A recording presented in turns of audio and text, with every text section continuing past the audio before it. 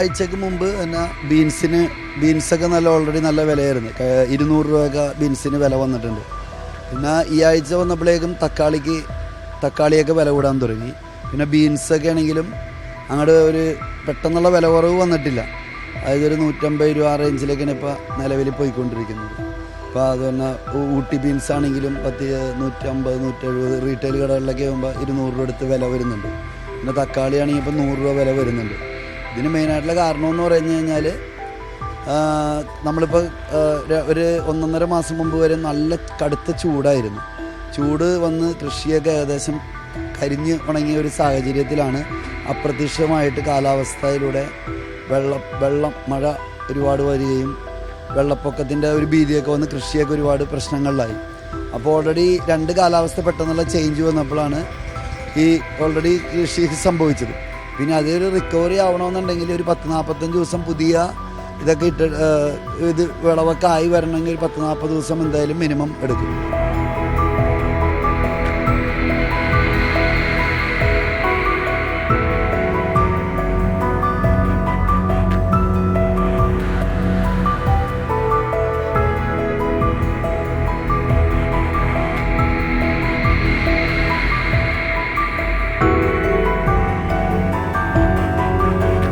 മത്തിക്ക് 300, അയക്കോറയ്ക്ക് 700, പിന്നെ ആവോലിക്ക് 600, പിന്നെ പപ്പൻസിന് 350, പിന്നെ കേദറിന് 250, പിന്നെ വേറെ പിന്നെ അയിലട്ട് 200.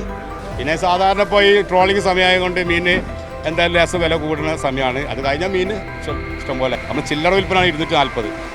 അത് കഴിഞ്ഞ് 200-210 തോതിൽ നമുക്ക് ഇവിടുന്ന് പെട്ടി കിട്ടും 25 കിലോ മീൻ. ഇത് നമ്മൾ തമിഴ്നാട് കടലൂർ ഇങ്ങനെ അവിടെയും വില കൂടുക. സാധാരണ ഇവിടെ ഈ സമയങ്ങളിൽ വില കൂടുന്ന സമയം തന്നെയാണ്.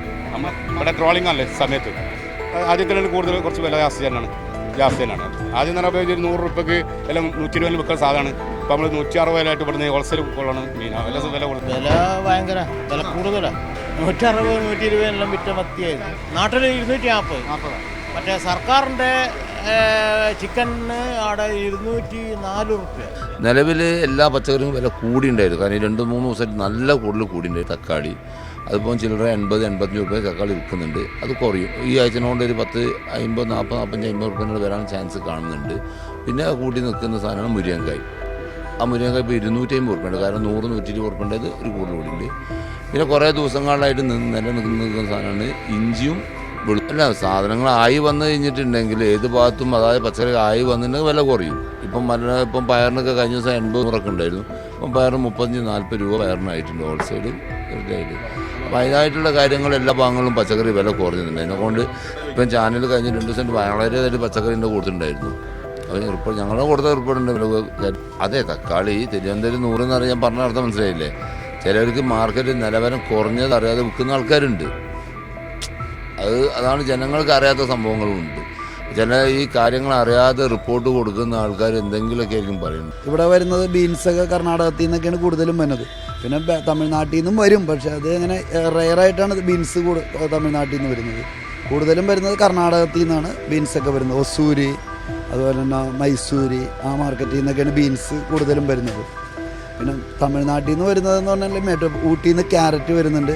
ഇപ്പോൾ ക്യാരറ്റൊക്കെ ഇത്തിരി വില കൂടുതലാണ്. 60-70 രൂപയൊക്കെ വിലയുണ്ട്.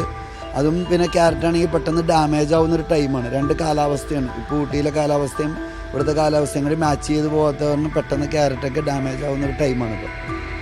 പിന്നെ ഇതാണ് നിലവിലുള്ള വില കൂടുതൽ. All vegetables price are just sky touching. Tomato is 100, beans is 100 plus. Not only this, if you go beetroot, cucumber, everything is more than that before 1 month. So it is horrible. It's difficult to purchase now.